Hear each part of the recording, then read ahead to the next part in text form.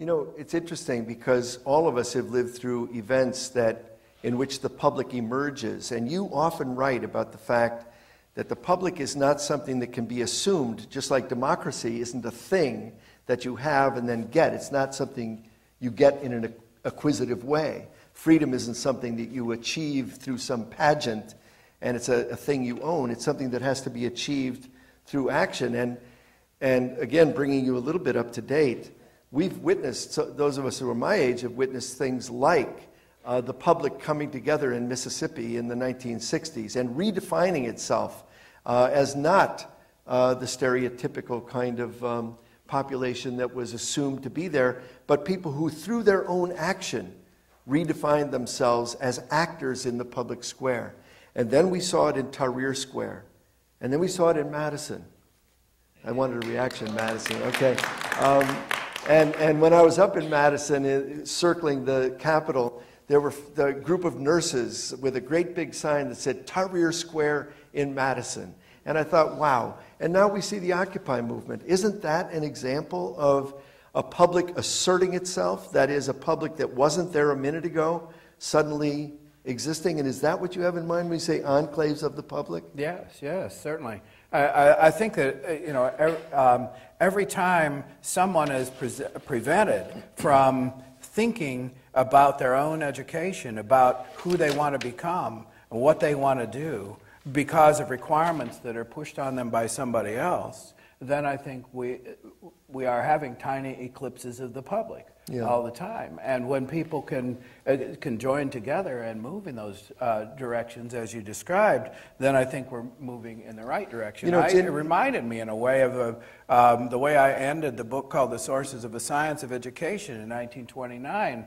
And I don't like the title of that book so much anymore, but Science of Education. It was really about what is the study of education? What should it be about? And I concluded it by saying that the sources of a science of education are anything that enters into the heart, head, and hands of educators that helps to render the educational task more educational than it was before. But that means that it's never fully made. It's always in a process of being made. Yeah. And I think we have to realize that, that everybody is entitled to try to think seriously and deeply about their own education. If they're only the recipient of what's called an education, they soon lose interest. And they feel as if they have no stake except for to jump through hurdles, or jump over hurdles, jump through hoops, and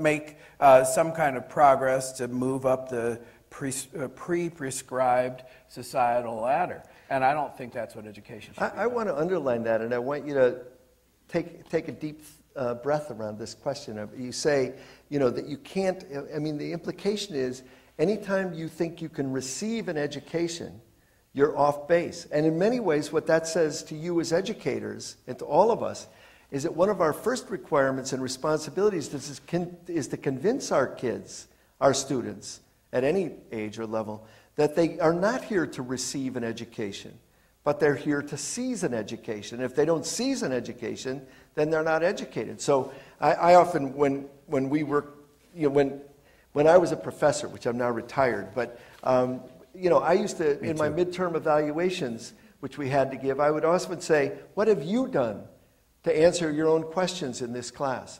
And I did that simply to say, it's up to you. It's your problem too. But you know, so we don't get too smug and self-satisfied. I've heard a lot of people in this room, and I know a lot of you, say a sentence like this: I wish Obama had brought us peace. I wish he were stronger I wish he'd done universal health care, and so on.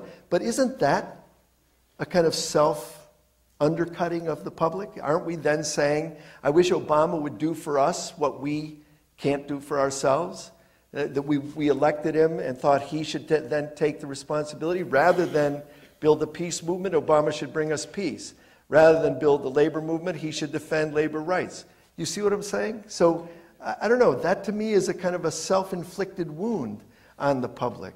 Just the vocabulary of thinking that the great man will solve our problems. And our responsibility in a democracy is not to participate or engage, but to elect.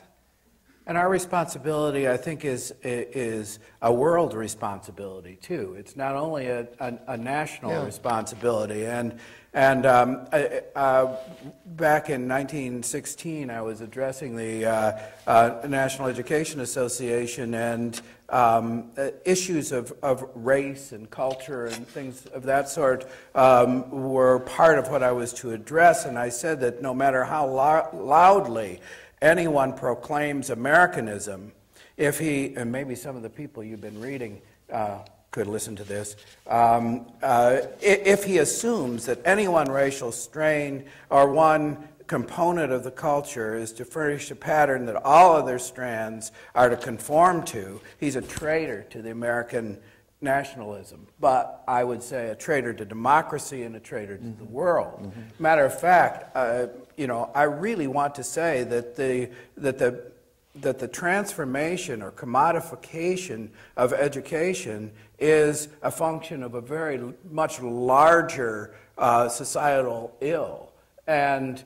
we have to work to overcome that ill. And in a New Republic article that I did it was actually republished in a book that I did called Characters and Events in 1929, I tried to express that as best I could, my feelings about this. And I said that the vehement conviction of each warring nation of the absolute righteousness of its own cause is the whistling of children in the awful unexpectedness of a graveyard.